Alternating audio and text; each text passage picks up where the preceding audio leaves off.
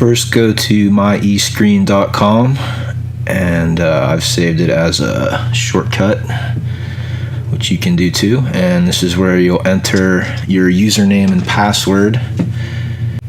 It will then take you to the main page with some different options, but the one that we want to select is the scheduling link. And then we want to schedule an event. Here you are going to find your company by either searching by the company name itself or by entering your account number, and then select your company.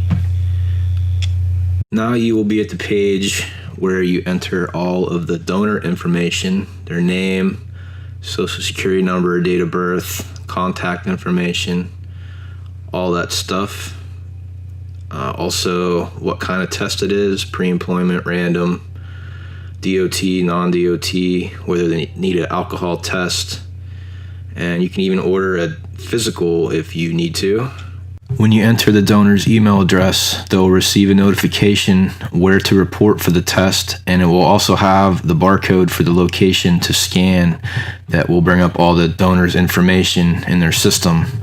The donor ID field is not necessary, but there are some options there if you'd like to use it anyway. And underneath that, the cost center and job code, we don't do anything with that. Next, pick the test reason, and also whether it's going to be a DOT test or a non-DOT test. And you'll have the option to select either the urine test or an alcohol test or both, and also select the proper regulation. This is where you'll search for a collection site, and you can search by either address, city, state, or you can just type in the zip code, and then you have to define the search radius.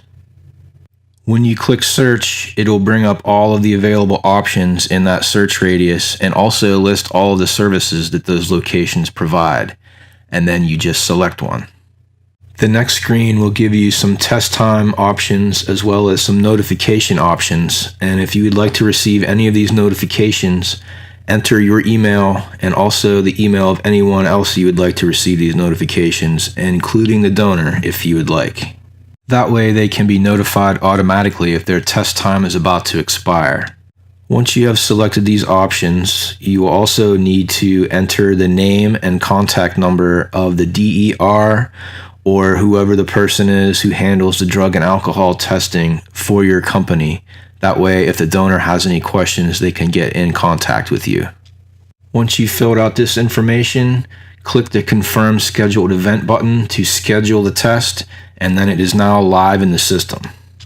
Once you've scheduled the test, you can then notify the donor where to report for the test by either sending them an email or a text message if it's not possible to notify them in person. The donor will then receive the e-passport, which will contain the name and location of the site they need to report for their test, as well as the barcode the site will need to bring up the donor's information in their system. To view the e-passport, click the View Document link, or depending on what browser you're using, it may display automatically. And again, you can either print this out and hand it to the donor directly, or you can send it to them in a text or an email, but in any case, they will need to present this to the collection site when they get there in order to be found in their system. Once you've finished setting up the test, you can go back into the system and confirm all the information is correct by clicking the Find Edit Event button and then searching for your donor either by his name or by any of the other attributes there listed. Sometimes you can just search by the donor's name, but it's better to be specific, otherwise you'll just be sifting through a whole bunch of different results.